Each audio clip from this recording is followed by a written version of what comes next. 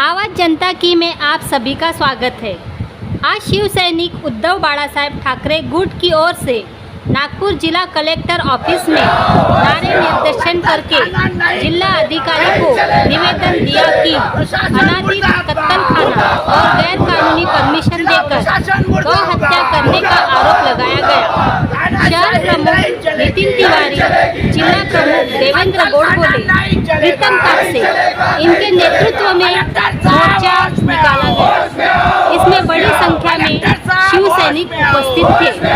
भूपेंद्र कटाने, अब्बास अली, संपतराव वाड़ई, कमलेश तिवारी, विक्की मिश्रा, अक्षय चौधरी, मुन्ना तिवारी, शशिधर तिवारी और सैकड़ों की संख्या में शिव सैनिक उपस्थित थे। धन्यवाद। नहीं चलेगा, नहीं चलेगा, कत्तलखाना नहीं चलेगा, नहीं चलेगा, नहीं चलेगा। कत्तलखाना वापस लो, वापस लो, वापस लो, कत्तलखाना वापस लो, वापस लो, वापस लो। कलेक्टर साहब आदेश वापस लो। कत्तलखाना नहीं, कत्तलखाना नहीं चलेगा, नहीं चलेगा, नहीं चलेगा, कत्तलखाना नहीं चलेगा, नहीं चलेगा, नहीं चलेगा। आवाज़ों के सम्मान में शिवसेना मैदान में जय भवानी।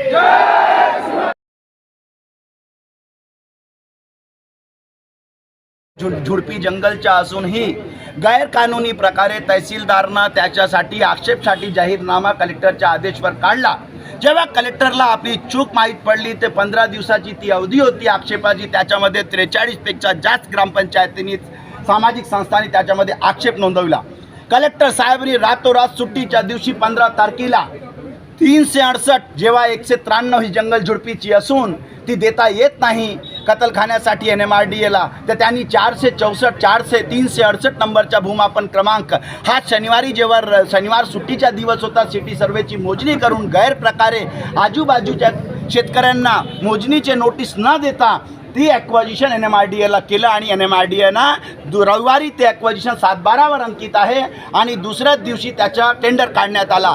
ही महायुती सरकार, आमचा आरोप आहे, आमचा आरोप मुख्यमंत्री साहेबांवर आहे, आमचा आरोप गृहमंत्री साहेबांवर आहे, आमचा आरोप आहे की तुम्ही कत्तलखान्याची सरकार चालवता। तुमच्या ह्या कत्तलखान्याच्या मार्फत गौहत्या होणार याचा संशय आम्हाला आहे, कारण की तिकडे ग्रामवासी ते प्रताडित आहे।